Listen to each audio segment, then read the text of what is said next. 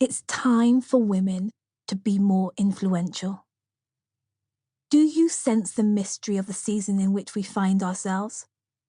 Or do you perhaps sense a tangible difference in your own personal season? I imagine you're a leader, like most of the brilliant women I'm fortunate enough to call my clients, and that you can sense that there's a shift waiting to happen. I sense it too. I call it unique timing. And although I don't pretend to know the precise details of the shift that we should expect, I do know that there's never been a more important time in history, or rather, herstory, for women who partner with men in senior leadership to rise up and take on some of the organizational and industrial and global challenges of this era. Let me tell you why I'm so convinced of this. The woman prophecy.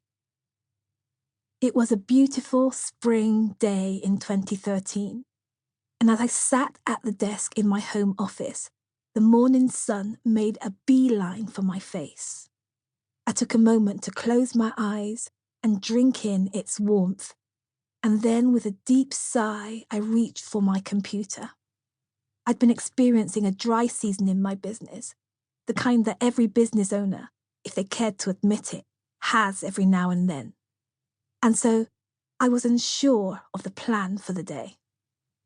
Spontaneously, I found myself whispering a prayer. What now, God? What's my next move?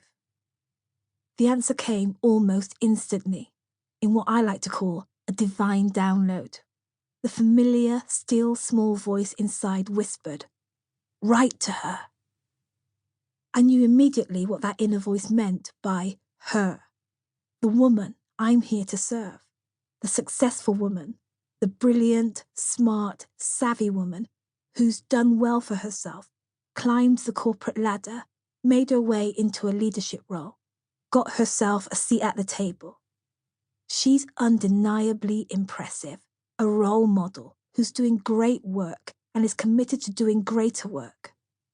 But at the same time, she's struggling. This woman knows that there are two sides of leadership, the eternal privilege and honor of holding this position, and the relentless daily challenges and pressures that go hand in hand with it. I'm passionate about supporting her. I've been supporting women all my working life. For more than 20 years, I was a midwife serving alongside thousands of pregnant and labouring women. And to this day, I still consider it one of my most special privileges and learning opportunities. To me, there's nothing quite as beautiful as witnessing the power, strength, and capability of womankind, or as I like to call it, womanity, in pregnancy and childbirth. Today, although I no longer deliver human babies, I still consider myself a midwife at heart, a spiritual midwife. I found where I belong, working alongside women who are going through challenging, painful, and stretching experiences. Women who are conceiving and carrying dreams and visions, solutions and ideas. Women who are bringing forth transformation and change. This is the work that makes me come alive. So I found this professional drought strange. And even stranger was this inward prompting to write to her. Later that morning, during my usual prayer and meditation time with God, I heard again that still small voice, and again it said, "Write to her.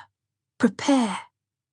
Almost simultaneously, a message to her began to unfold.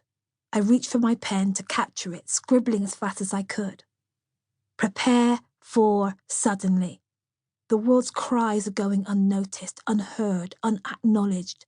Soon the cries will become a shout, and that shout a tumultuous thunder.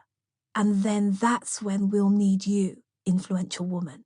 Not the conforming you, but the you that I, God, have created for such a time as this. Not the contrived womankind that the marketplace is demanding and crafting in its own image, but the womankind I had in mind at creation for the love of all creation.